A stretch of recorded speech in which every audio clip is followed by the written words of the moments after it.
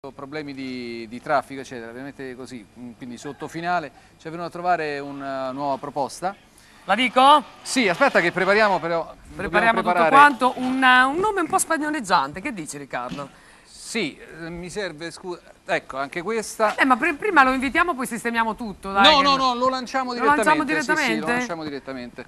Quindi ecco, facciamo così, in questa Questo maniera. così, questo per cantare, questo lo così. mettiamo qui per la chitarra. Vado? No, sì, lo lasciamo da solo. Luis Iaquinta. Iaquinta!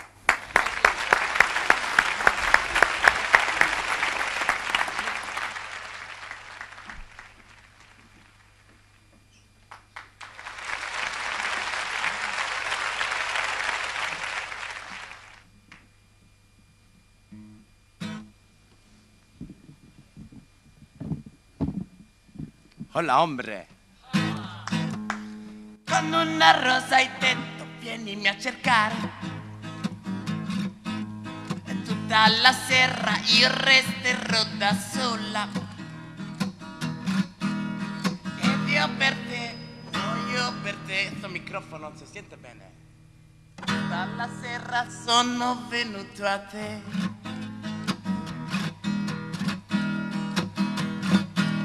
Rosa come un romanzo di poca cosa. Questa luce che mi viene negli occhi, ma scusate, ma chi è il direttore della fotografia? Ma Riccardo mi ha invitato qui, io non mi trovo bene, l'audio fischia. Questo microfono non va bene.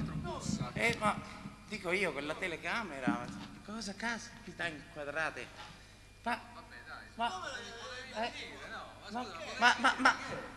Ma chi è la regia? Gianni Turco. Gianni Turco. Sì. Gianni Turco ancora esiste? Ma tu potevi dirmelo, io non sarei venuto. Gianni Turco? Gianni Turco, cosa è Gianni Turco? Gianni Turco cosa? Stop. Come stop? Stop. Ma devi che devi finire la canzone? No, buona. La rifacciamo? Non lo so, la rifacciamo. Che Lo dobbiamo vuoi fare? La rifacciamo? No, direi di no. Mi date una mano, la rifacciamo? Gianni, questo è il solito scherzo quando finiamo la cosa dei tuoi Dai, lo sapevo! Ciao Turco!